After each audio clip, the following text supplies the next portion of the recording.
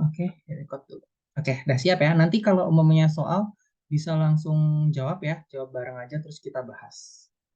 Soal yang pertama, enggak ding, kisi-kisi dulu ya tentang analisis ketahanan pangan. Nah, ini sebenarnya Minjobs atau saya bersama tim itu membuat rangkuman kisi-kisi yang kalau umpamanya dilihat ya dari P3K tahun enggak tahun lalu, ujiannya tahun ini tapi seleksinya tahun lalu itu sebenarnya cuma ada tiga ketetapan besar gitu tentang analisis ketahanan pangan itu em, nggak mirip sama SKB, cuma sebenarnya yang dimaksud itu sama gitu kan tentang cadangan pangan, kerawanan pangan kayak gitu gitu ya, ketersediaan pangan, konsumsi kayak gitu. Jadi apa sih yang dibahas dan apa sih yang kira-kira keluar yang soal yang keluar itu ya nggak jauh-jauh dari peraturan perundang-undangan tentang pangan, gizi, bulog, terus SDGs kayak gitu.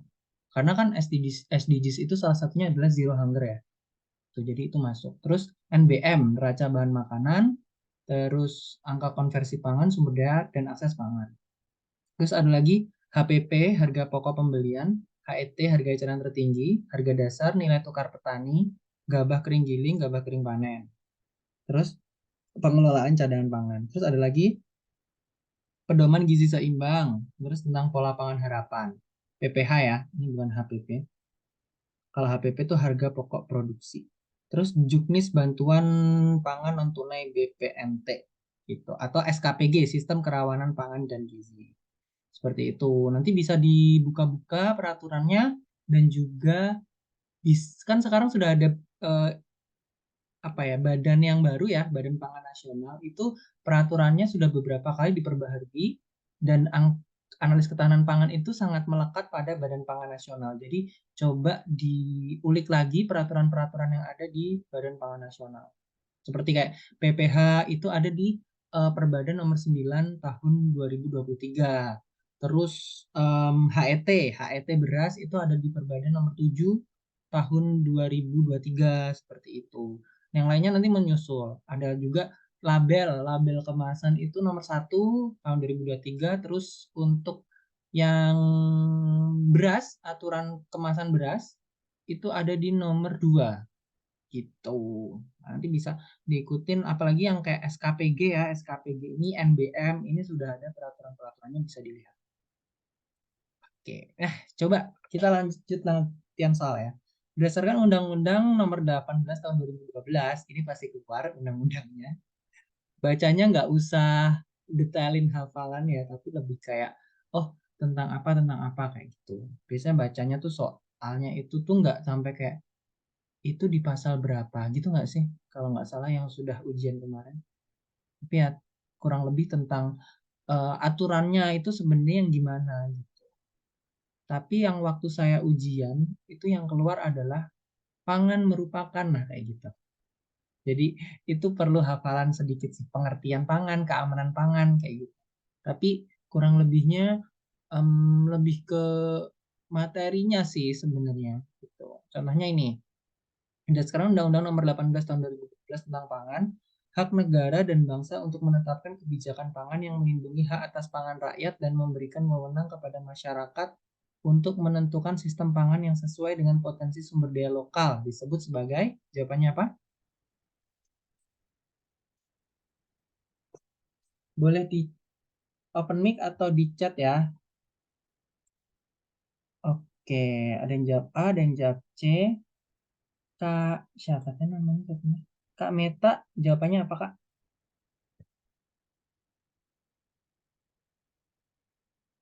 Oke, jawabannya C.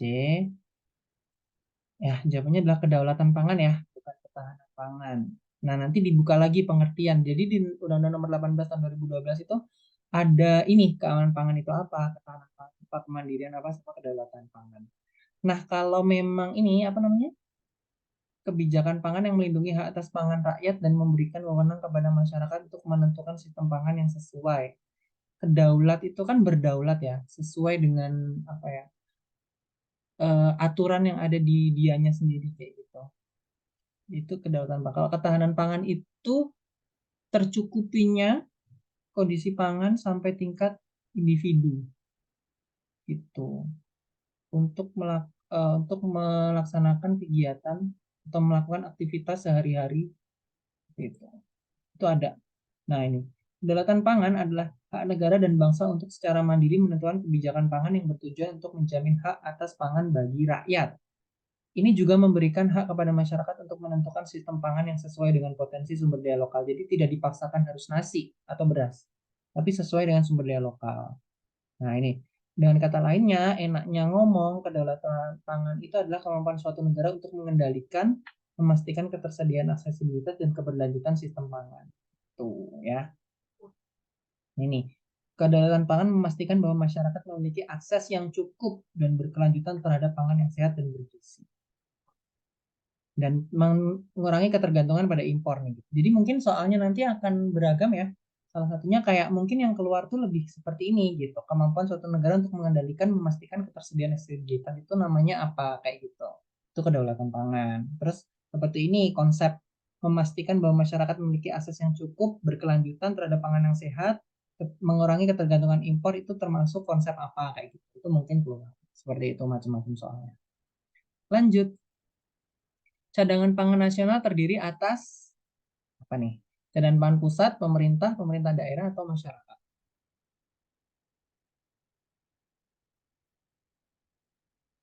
Jawabannya apa, Kakak?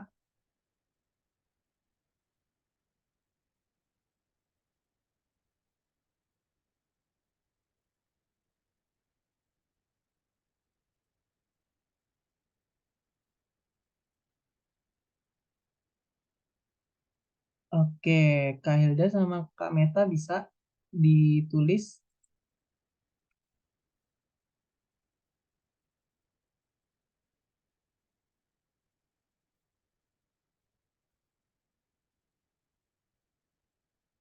Oke, D ya.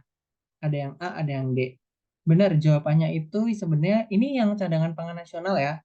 Itu yang tidak termasuk itu adalah cadangan pangan masyarakat. Jadi, cadangan pangan nasional itu terdiri dari cadangan pangan pusat, pemerintah, dan cadangan pangan pemerintah daerah. Seperti itu. Kalau cadangan pangan masyarakat itu memang ada. Seperti waktu itu saya ke Kalimantan, itu mereka punya cadangan pangan sendiri ya. Kayak di lumbung-lumbung gitu. Itu dia punya gitu. Tapi itu kan sebenarnya bukan miliknya nasional gitu. Itu miliknya mereka sendiri, masyarakat itu sendiri gitu ya. Jadi bukan cadangan pangan nasional. Begitu. Nah, ini bukan dalam konteks peraturan pangan resmi seperti itu. Nomor 3, pemerintah berkewajiban mengatur perdagangan pangan yang bertujuan untuk berikut ini kecuali meningkatkan pemasaran produk lokal, stabilisasi pasokan dan harga pangan, terutama pangan pokok, manajemen cadangan pangan, D. Penciptaan iklim usaha pangan yang sehat. Oke, jawabannya apa? Kaida sama Kameta boleh dijawab.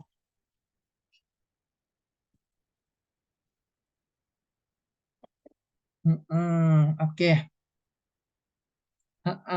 D ya. Pemerintah berkewajiban mengatur perdagangan pangan yang bertujuan untuk berikut ini, kecuali A jawabannya ya.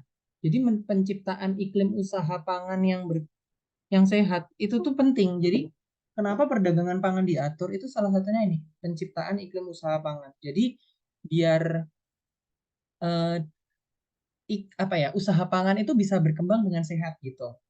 Makanya ada aturan tentang perdagangan pangan seperti itu. Harga kayak gitu itu kan harga beras kayak gitu itu kan salah satu ini ya upaya untuk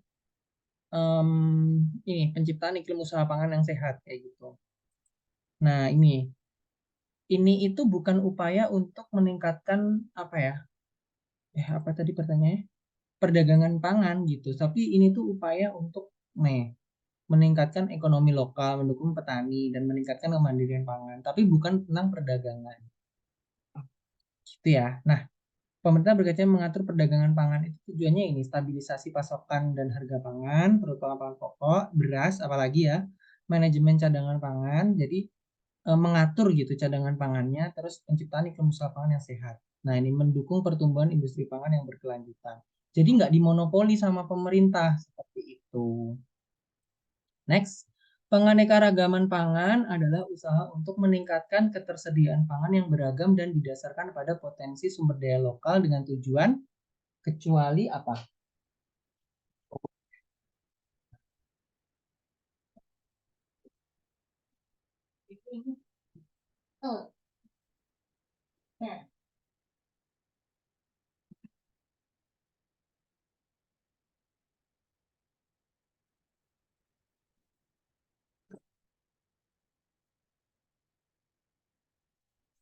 Oke, yang jawab baru satu, yang lain?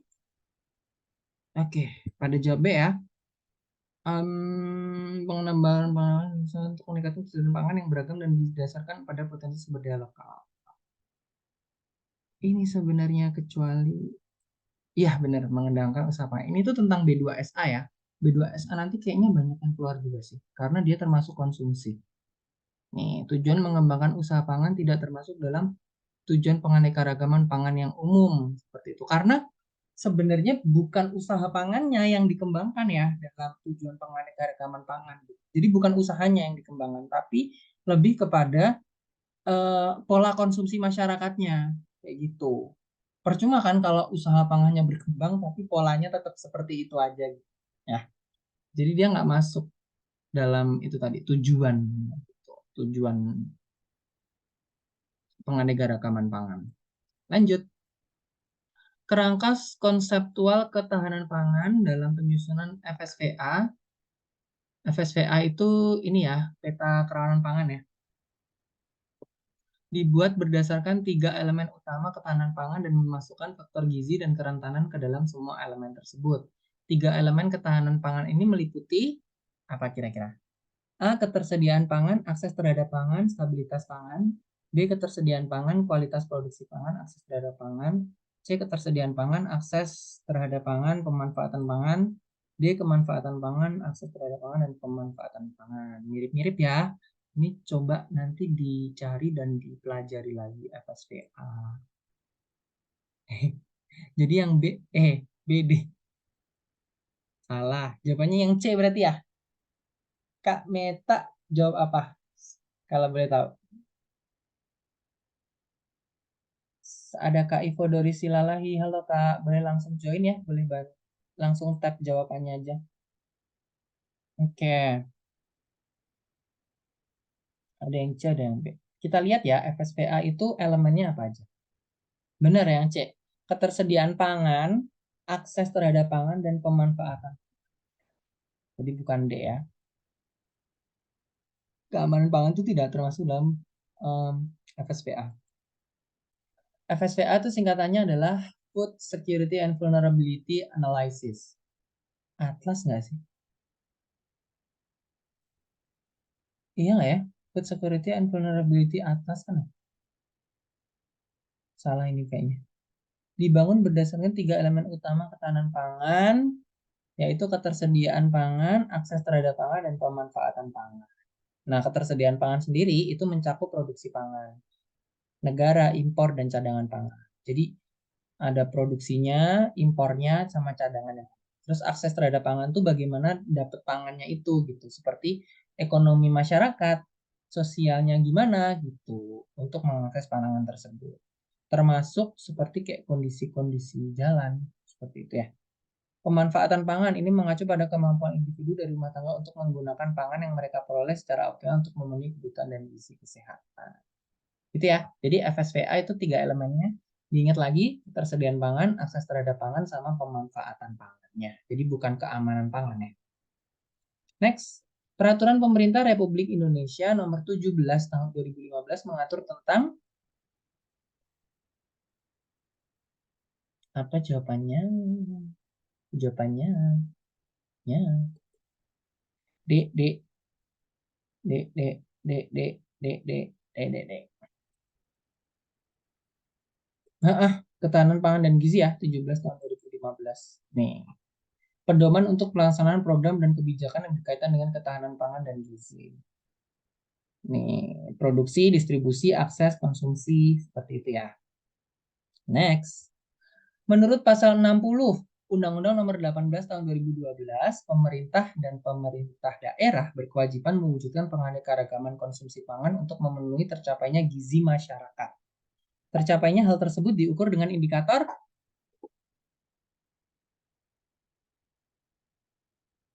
apa? Nah, ini FSVA itu ini ya, Food Security and Vulnerability Act. Indikatornya terpenuhinya gizi masyarakat. Itu apa?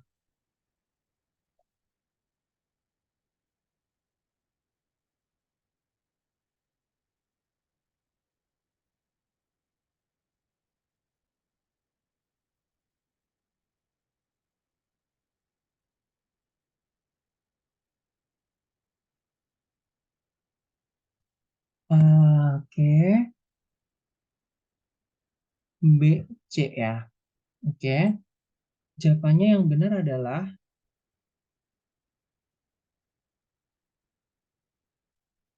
pola pangan harapan. Jadi di dalam pola pangan harapan itu nanti kan kelihatan ya, dia tuh dapat angka kecukupan gizinya berapa, seperti itu.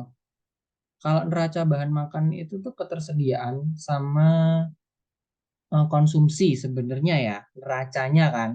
Tapi kalau kita ingin melihat kondisi masyarakat itu sudah tercapai atau belum gizi masyarakatnya, itu dilihatnya dari pola pangan harapan. Nih, pemerintah dan pemerintah daerah berkewajiban untuk mewujudkan keanekaragaman itu ya. Nah, untuk mengukurnya digunakan indikator pola pangan harapan. Pola pangan harapan itu apa sih? Gambaran ideal dari jenis-jenis makanan yang harus dikonsumsi oleh masyarakat dalam rangka mencapai gizi yang seimbang dan optimal. Di pola pangan harapan itu tuh ada 9 bahan pokok. Nah, itu bisa dibaca dan nanti di soal juga ada. Berbagai kelompok makanan dan nutrisi yang diperlukan. Intinya itu adalah bahan-bahan yang mengandung kalori ya. Dan itu tadi fungsinya utamanya itu untuk mencapai gizi yang seimbang dan optimal. Lanjut, beberapa pengertian yang benar mengenai angka rawan pangan kecuali apa coba?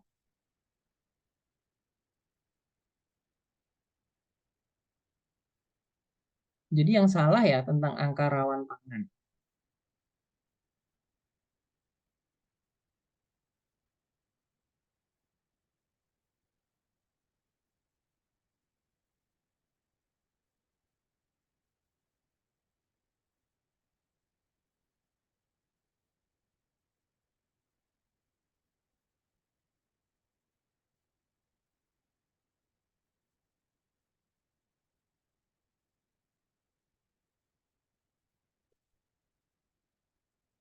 Meta jawabnya C.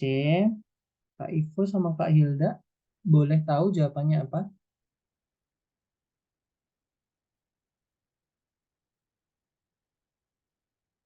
Oke, lanjut aja ya, langsung. Jawabannya yang benar B. Karena B ini tuh kurang tepat ya. Jadi batasan rawan pangan itu sebesar 70% dari AKG. Jadi AKG itu kan angka kecukupan gizi ya. Ada patokannya seperti itu. Nah, nanti rawan pangannya itu 70% dari itu. Jadi kalau kurang dari AKG itu berarti dia rawan pangan kondisinya. Nih penjelasannya ya. Di ARP itu dihitung berdasarkan data Susenas konsumsi dan pengeluaran. Dihitung berdasarkan angka konsumsi rumah tangga yang dikonversi menjadi kalori. Jadi konsumsinya seperti apa, nanti dikonsumsi jadi kalori. Terus batasannya itu adalah AKG sebesar 2000 kilokalori per hari per orang. Nah, batasan rawan pangannya itu sebesar 1400 atau 70% dari AKG. Ya, jadi 70%. Gitu. Diingat-ingat ya, datanya dari Suenas. Dihitung berdasarkan angka konsumsi yang dikonversi menjadi kalori. Terus batasan angka kecukupan gizinya sebesar 2000. Oke, lanjut. Menurut Widya Karya Nasional Pangan Gizi atau WKNPG ke-8, berapa angka kecukupan energi laki-laki usia 10 sampai 12 tahun? Jadi angka kecukupan gizi itu tuh atau AKE, AKE ya ini ya, bukan gizi ya. Angka kecukupan energi itu beda-beda tiap jenis kelamin dan juga usia.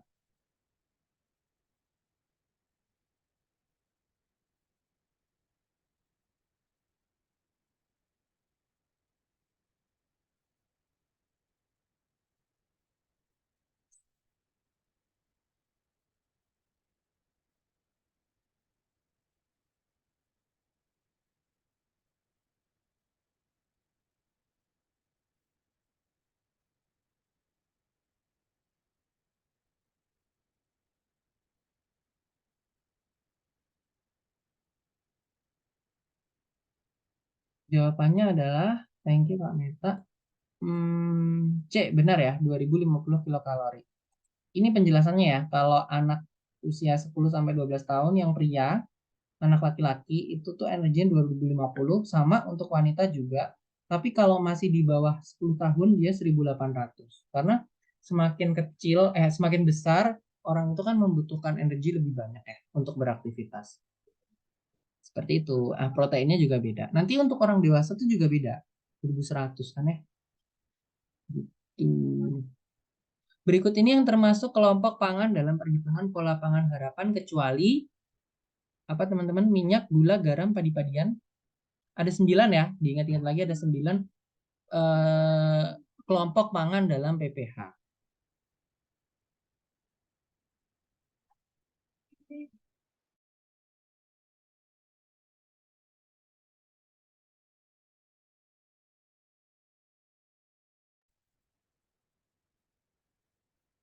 Oke, benar. Ya, garam. Intinya apa? Kenapa garam salah? Karena konsumsi garam itu tidak menambah kalori. Gitu. Jadi nggak bisa tuh dimasukin dalam PPH. Padi, minyak, gula itu kan bisa ya. Walaupun seperti itu, tapi mungkin ada bahan-bahan yang kayak apa ya namanya? Jadi kelompoknya itu nggak masuk. Jadi ada kayak masuk bahan-bahan lain gitu kayak bumbu gitu. Cuma itu tuh bukan kayak spesifik ada garam gitu ya. Seperti itu. PPH mengelompokkan pangan menjadi 9 kelompok, yaitu nih padi-padian, umbi-umbian, pangan, pangan hewani, buah biji berminyak, minyak dan lemak, kacang-kacangan, gula, sayur dan buah, serta aneka bumbu dan bahan minuman. Jadi ada 1, 2, 3, 4, 5, 6, 7, 8, 9. Nah, itu tadi latihan soalnya buat hari ini. Nah, kakak yang pengen lanjut latihan lagi untuk dan belajar secara mandiri ya dengan bisa ikut tryout di Crowdjobs itu bisa langsung hubungi adminnya ya di 0895 3512 91440. Analis ketahanan pangan seperti itu. Nah, ini itu soalnya ada 145 dan didesain dengan sistem CAT atau Computer Assisted Test. Jadi nanti bisa buat latihan kakak ujian duanya. Seperti itu ya. Terus selanjutnya adalah kalau belum merasa yakin ke dengan kesiapannya gitu menghadapi ujian nanti di bulan November bisa ikut join bimbel online ya. Kita insya Allah mulai tanggal 16, tapi dilihat dulu nanti pesertanya seperti apa dan kesiapan dari mentornya. Harganya bisa chat ke admin ya, nanti bisa di Telegram ataupun di WhatsApp. Oke, terima kasih buat hari ini. Terima kasih buat yang datang. Aku stop record.